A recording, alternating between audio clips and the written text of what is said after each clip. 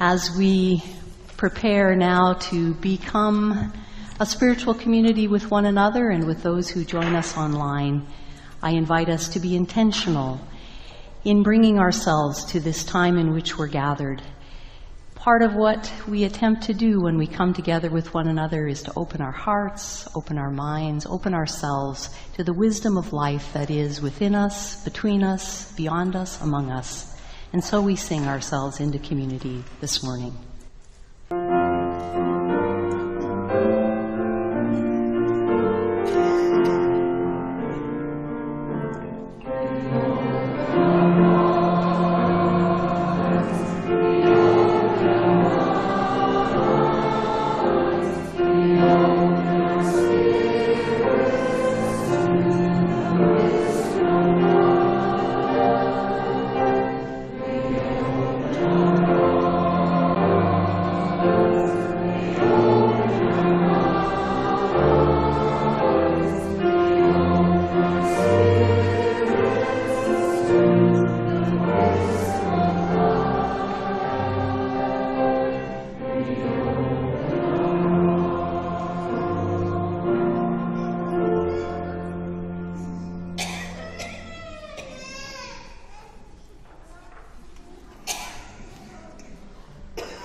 And we welcome one another in living this new day we've never seen before, in the persistence of each being to make its life, in the resilience of the human spirit, in the renewal of the natural world, in the joy of children at play, in the midst of all of our hopes and fears, in the strength of who we are together, in the sacredness we call by so many different names.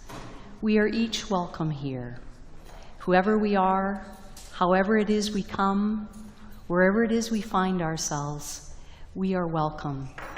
We are welcome whether we are physically gathered in this space here in Edmonton, or whether we are gathered by way of the internet, wherever we find ourselves this day, we are welcome, and together we create spiritual community.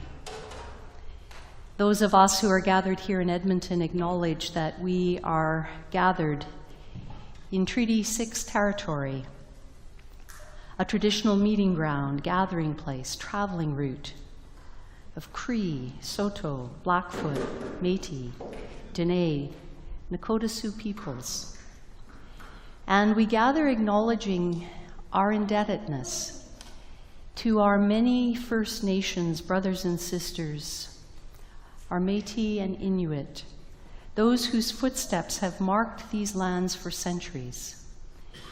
We gather in a deep sense of solidarity, seeking to create new and renewed relationship with one another, acknowledging the wounds of our history and our past, and seeking to find a new and deep and respectful relationship with one another going forward. We come this day to light a candle, remembering that above us are the stars, beneath us is the earth, all around us is the air in which we are held. Within us is the deep fire, the light of life. We come seeking to see light in one another and in those we call the other, seeking to find light in the ancient wisdom of our tradition, seeking to find wisdom in the songs we sing, in the hopes we share, in the fears that cause each of us to fear the darkness. We come with one another in the great light of a new day, seeking to wake all of our senses to be fully alive, to be here, to be present, to be awake.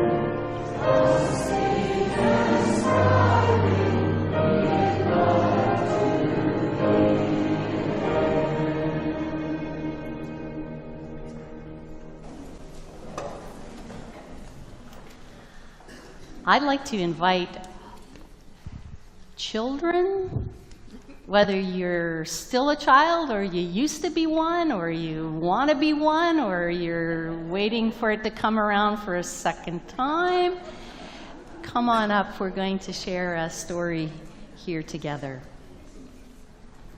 Hi, everybody. Come on down. There's lots of room on the carpet.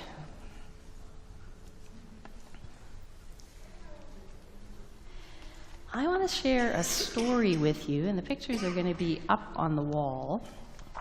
It's a great story about a monkey and a panda. You're right. And they have some things they're talking about and learning from each other. Late one afternoon, as Monkey was walking home from a long day at school, Monkey came across Panda, sitting serenely in a thicket of bamboo. "You always seem so peaceful and happy," said Monkey. "Yes, you could say that," said Happy Panda with a big smile. "What do you do to be so happy and peaceful?" Well, Panda said, "I walk, I work, I read, I eat, I play, and I rest." "I walk and I work and I read and I eat and I play too, but I'm not happy," said Monkey. "That seems true," said Panda as he looked at Monkey. "So Monkey, what do you think about when you do those things?" "Well," said Monkey, "when I walk, I also think about doing chores. And when I do chores, I also think about reading. And when I read, I also think about eating. And when I eat, I also think about playing. And when I play, I think also about resting. And when I rest, I think about walking." "Ah," said Happy Panda, "your monkey mind jumps from one thing to another, always to somewhere other than here, to something other than what you're doing right now." "Well, of course it does," said Monkey. "Isn't that what everyone's mind does? Isn't it?" "Well," said Happy Panda, "when I walk, I just walk.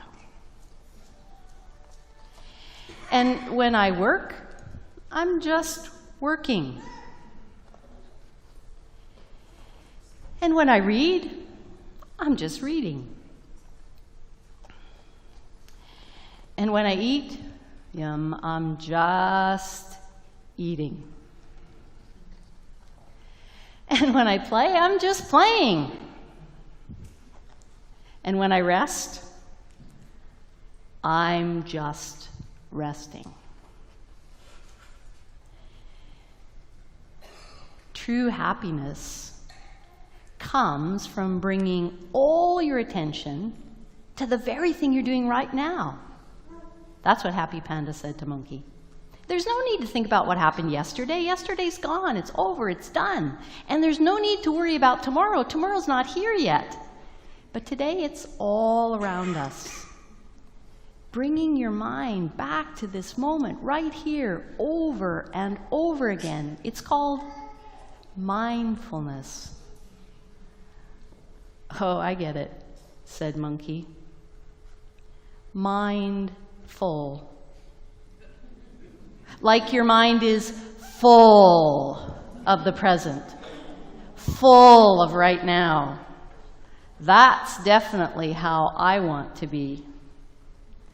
At this very moment, Monkey started to practice mindfulness. How about us? Yeah, it's a good story, Allison, isn't it? I don't know about you, but I'm a lot like that monkey. Doing one thing and thinking about another. Doing something and thinking about what's going to happen later today, or what's going to happen tomorrow, or what happened yesterday. So Panda has some good wisdom for all of us about just being full of the moment. So I invite us to be fully in this circle, and there's a few ways you can do that. You can join your family if you want to, or you can find an activity at the activity table that you enjoy and do that. You are welcome to take your place in this circle, however you choose to be here.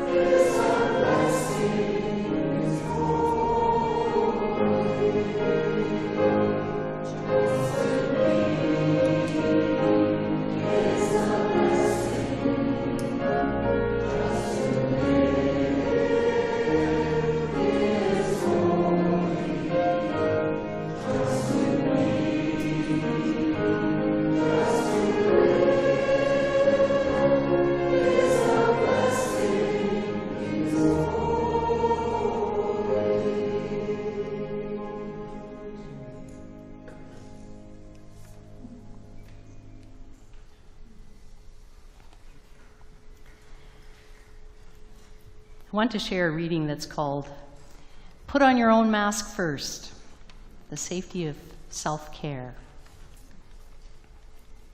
These are the words of Omid Safi. Omid is a writer, a practitioner of Islam, an American Arab, a father, and these are words he wrote just a few years ago. There's one sentence from that mandated safety instructions that gets to me each and every time I fly. It jars me out of my musically induced happy place. In case of emergency, air mask will drop from the ceiling. If you're traveling with a minor, please put on your own mask before helping the minor. Each time I hear it, it unsettles me, whether in scripture, poetry, everyday life, that statements that unsettle me again and again are usually rubbing up against some aspect of my own life that needs to be revisited again and again. Because of course, I would put the mask on my own child first. Any good parent's instinct would be to do just that. I remember talking to my wife about this once. She said that as parents, we typically eat cold food because we try to be sure that our children have eaten first. Of course we'd put their mask on first. So why does this safety statement so unsettle me? If I simply saw that as safety instruction lacking in deep compassion, I would set it aside and resume life that conforms, as I see it, to a higher path of compassion. I don't set it aside because somewhere in me I recognize that it has wisdom. It reminds me of life outside of airplanes that I witness all too often. From the practical level, when there's a serious disturbance at a high altitude so that the plane cabin is depressurized, the passengers just have a few seconds before they pass out from lack of oxygen. They don't perish immediately, but having passed out, they're in no position to put on their masks. And most miners can't reach the oxygen masks that are too high for them, or might not have the dexterity to put it on, or they might be too panicked to do so. So if the adult passengers try to put the mask on the children first, they may well pass out before they can do so. Even if they succeed, the child can't reach the mask to save the adult. If the adult saves him or herself, there's the hope of still saving the children. It goes against that parental instinct to save the child. It goes against the most beautiful desire to sacrifice one's own self to save the heart of the one you love. When Jesus tells us to love our neighbors as ourselves, it does imply that we practice loving care for ourselves as well. I don't know whether to love the self first or the neighbor or child first, but I know both have to be done.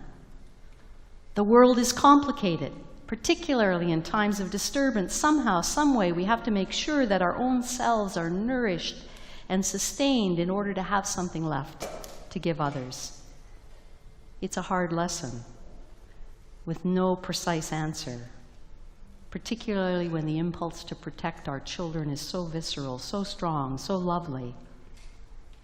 As for the command of Jesus to love the neighbor as one's own self, perhaps to love the neighbor with one's own self, he says there's no commandment that's greater than this. May we live up to the commandment to balance tender, loving care for those most vulnerable with the realization that sometimes it's our own selves who are also vulnerable and in need of care. What wisdom! What wisdom! What life-giving beauty there is in this safety instruction, in the thoughts of this contemporary writer.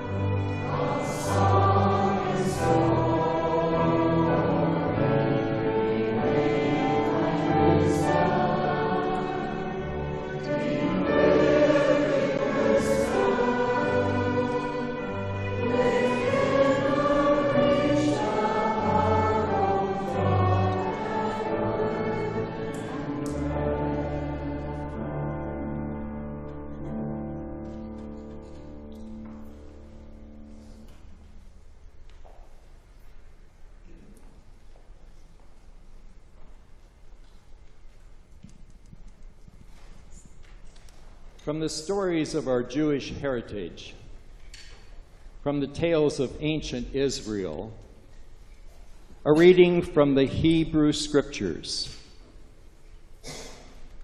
Then Elijah the prophet was afraid. He got up and he fled for his life and came to Beersheba in Judah, where he left his servant. He went a day's journey by himself into the wilderness and came and sat down under a solitary broom tree. He asked that he might die. "It's enough now. Take away my life, I pray, for I'm no better than my ancestors." Then he lay down under the broom tree and fell asleep. Suddenly, an angel touched him and said to him, "Get up and eat." He looked, and there at his head was a cake baked on hot stones and a jar of water. He ate and drank and lay down again. the angel came a second time, touched him, and said, "Get up and eat. Otherwise, the journey will be too much for you." So he got up, and he ate, and he drank. And then he went in the strength of that food for 40 days and 40 nights to Horeb, the sacred mountain. At that place, he came upon a cave and spent the night there. Then a voice came to him saying, "What are you doing here, Elijah?" And he answered, "Well, I've been very zealous, and my people have forsaken their covenant, thrown down their altars, and killed their prophets with the sword. And I alone am left, and they're seeking my life to take it away."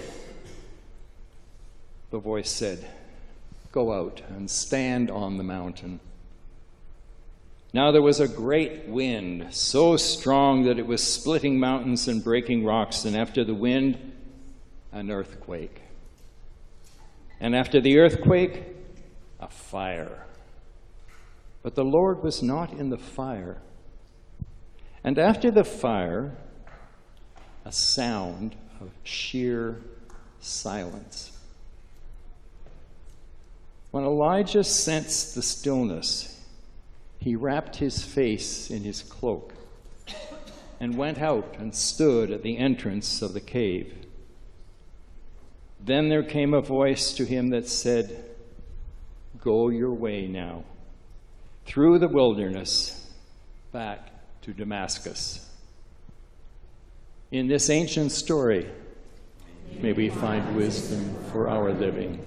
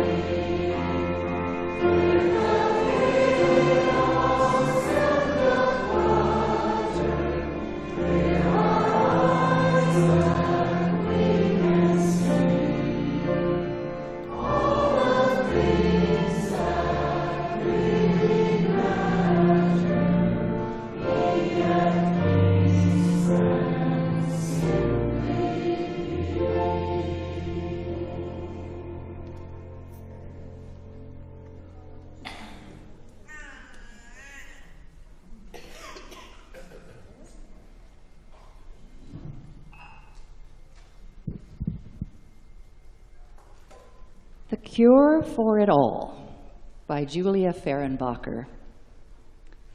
Go gently today. Don't hurry or think about the next thing. Walk with the quiet trees.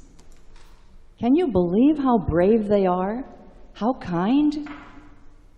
Model your life after theirs. Blow kisses at yourself in the mirror, especially when you think you've messed up. Forgive yourself for not meeting your unreasonable expectations. You are human, not God. Don't be so arrogant. Praise fresh air, clean water, good dogs. Spin something from joy.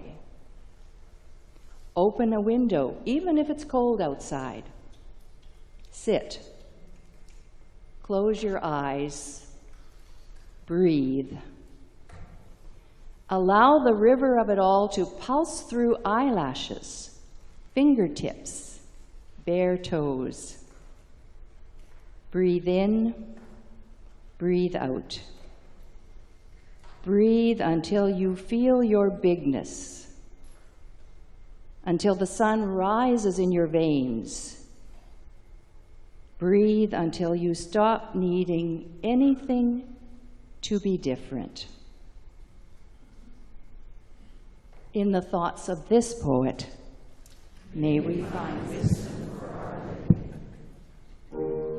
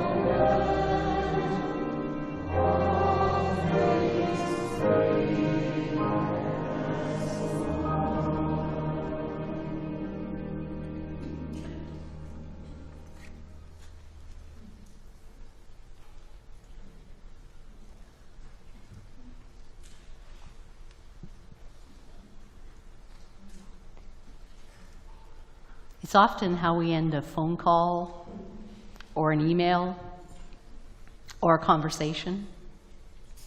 It's kind of how we sign off with each other. Our parting words to one another are often, "Take care." And we mean, take good care of yourself. Maybe it's kind of as a balance to the other way we also read those two words in our day-to-day life. Generally, we don't have to say to one another, "Care take." But we do have to say, "Take care." Maybe as a kind of corrective to the curve of our living. Because the reality of being human is that it requires of us that we are caretakers in some fashion of much, of one another, of younger generations, of our elders, of our planet, of our structures and institutions, of the work we're responsible for doing, for the relationships we have with each other. We're caretakers of the planet's resources, of our treasures, of our values. And we receive this evolutionary inheritance as a species because we are the ones that are responsible for nurturing and tending and supporting and stewarding, for advancing and enhancing the gift of life, giving our energies and efforts to the things we can do to help life flourish. And it's no small thing. It's like being expected to manage a huge trust. And most of us really lean into the responsibility we have, and we want to be productive, and we want to be useful in some way. But without that corrective action of taking care, we can lose our identity as human beings and become human doings.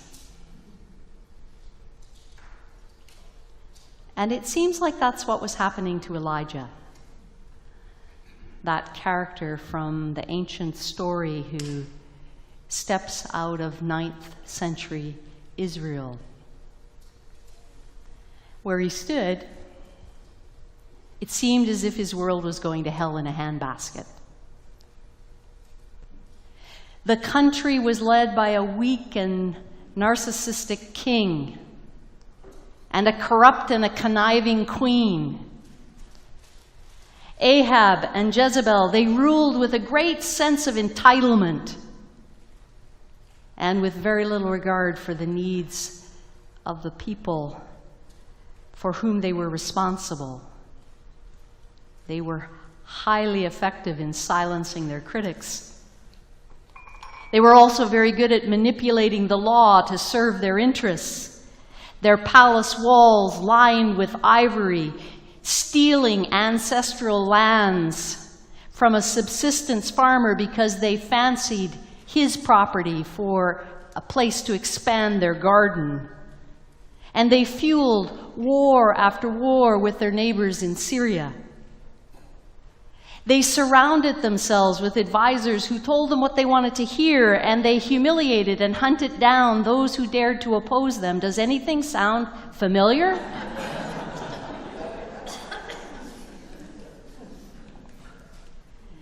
Elijah had been standing against and speaking out and raising his protest and opposing the policies until he was bankrupt of all resources, depleted of energy, stressed to the limit, suffering from a kind of generalized depression, and who wouldn't be, and completely captured by the dark side of the situation. And he needs someone to come along and invite him to put on his own oxygen mask first. He needs someone to come along and invite him to take care of himself. And that's just where we meet him in the world of the ancient story. He's gotten himself out of Dodge and he's fled to the wilderness. He's getting away from it all, from the headlines and the hot seat. He's getting away from the insanity and the absurdity of that unchecked power that's shaping life under the reign of Ahab and Jezebel.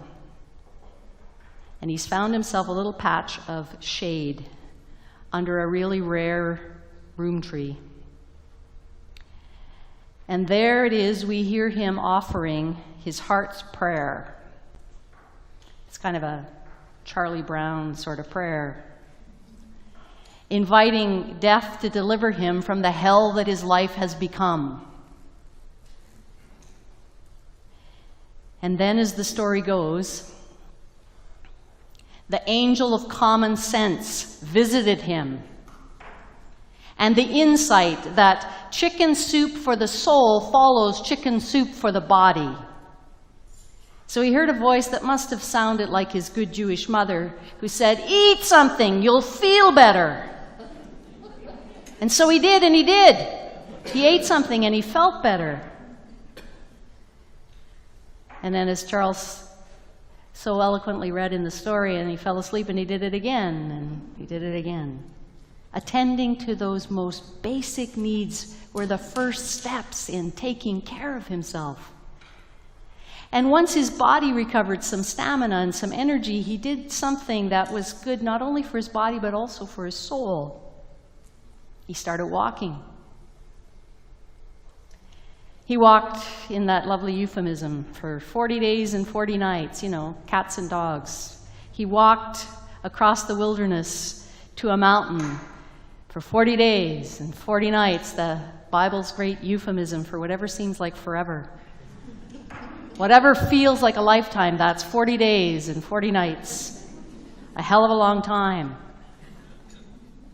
And what better therapy for his monkey mind than to walk? And eventually the story shelters him in a cave. And in the sanctuary of sleep, he dreams about a great storm. And when the earth stopped quaking and the wind dropped and there was no more fire in the sky, in the stillness after the storm, he heard a voice, an intuition, a nudge, the other angel of his common sense, inviting him to go home. To go back the way he came, but not the way he had been, not the way he was. To go back, rested and refreshed. To go back to find out that he wasn't the only one telling the emperor he had no clothes on. Go back and find the others. Go back with a different perspective. Sure, Ahab and Jezebel are still on the throne, but they're not in charge of your heart. They're not the only reality. And though he had felt utterly alone, he wasn't. There were others in ancient Israel who too were faithful to the vision and the values he held dear, others who were faithful in the midst of cruel and dark times. There were others who too had been standing against the royals of the day with their exploitive policies. There were others who cherished his dream for the safety and security of his people. He was not alone. He was not the only one. Which is to say, the wilderness had done its work. He had taken care of himself, and now he was ready to go back and give care to others. He was ready to return to the demands of Damascus and to find allies there and partners. Ultimately, to meet Elisha, who would be the one whom he could mentor, who would carry on the prophetic agitation, irritating the royals to do the right thing long after Elijah was dead and gone. There are times that our operating systems become overwhelmed. We have too many windows open, too many programs running, and we're heading for a system failure. And we need to reboot. How often has it been our experience that the best fix is simply to unplug everything? Why wouldn't it be true for us too. There are times we need to put on our own oxygen mask. It's not just a safety instruction for when a cabin becomes depressurized, but it's really soul-preserving wisdom for when life becomes so pressurized that we're in danger of losing perspective, losing heart, losing vision, losing our way, and losing our capacity to care because we've failed to take care. I remember there was an event in Edmonton a number of years ago for caregivers.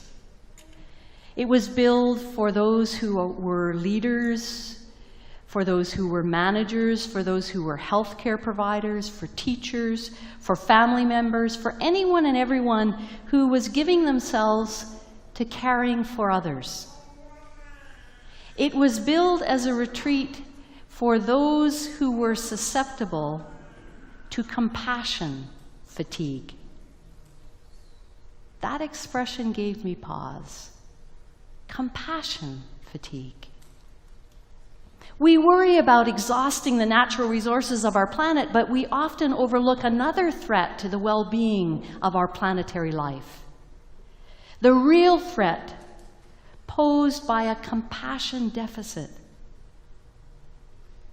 The shortage of what is a completely renewable resource that's as essential as oxygen, but with reserves that require attention and intention to renew them.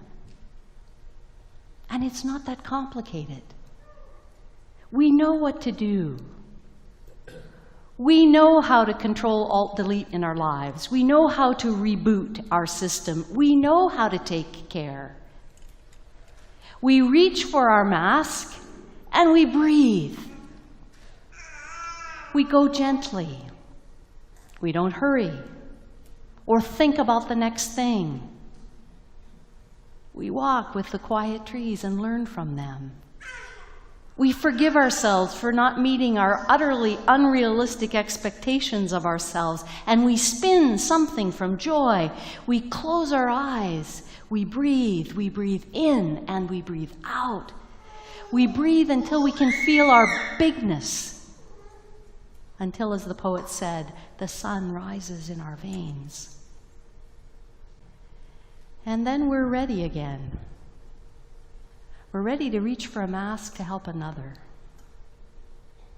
Because somehow or other, compassion gets refreshed when we reboot. And isn't summer that season for renewal, for regrouping, for refreshment, for rebooting?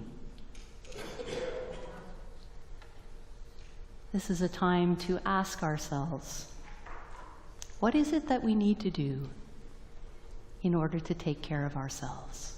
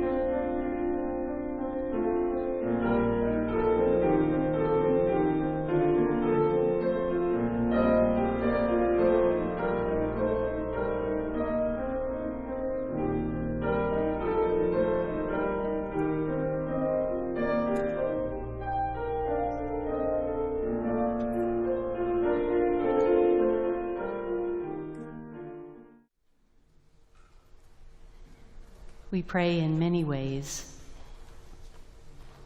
sometimes with words and sometimes with no words. We come together with one another to strengthen our intention to live more faithfully to what it is to be a human being, not a human doing, to what it is to renew compassion for ourselves, for each other, for our world. And so we pause with each other to offer some words as a way of strengthening our collective and our individual attention to live in ways that take care of ourselves, of each other, and of the world we love so much. So I invite us to offer these words as a way of centering ourselves and strengthening our intention to so live. We pause amid the delights and demands of life to consider how we are living, to examine our priorities and regain perspective. We come to learn the old, deep ways of knowing, challenge and support one another, and find serenity amid sorrows and stresses of life. May we be awake to all that offers wholeness to our living, and attentive to the needs of our spirit and of those with whom we share this planetary life. Amen.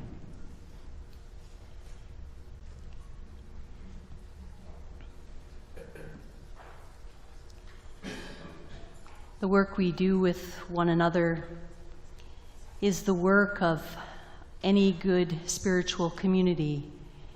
It is the work of being responsible and responsive to our life as a planet and our responsibilities as planetary beings. To be responsive and responsible to what it requires to be communities of justice and peace, taking care and giving care for one another, of what it is to care for the most vulnerable in our community and well beyond our community. This is some of the work we seek to do with one another, work we do through our spiritual community, work we do within Edmonton and beyond, work we do in conjunction with the United Church of Canada through the work of the Mission and Service Fund, work we do through agencies like the Food Bank or E4C, work that we do in this community and beyond.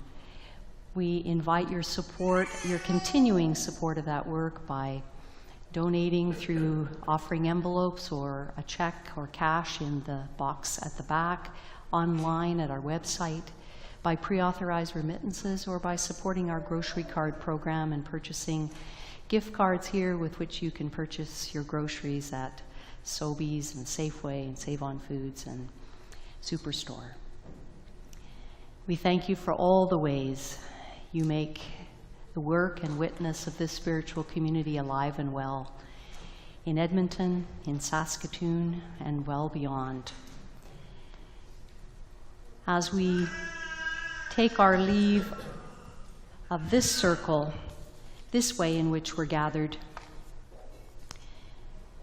we take our light reminding ourselves to take care of ourselves, of each other, of that which has been entrusted to us, to live in the great balance of life, finding love and beauty and strength to sustain us in so many places, in the natural world, in archetypal stories, in poetry, in music, in the arts, in all of those things that enrich our lives.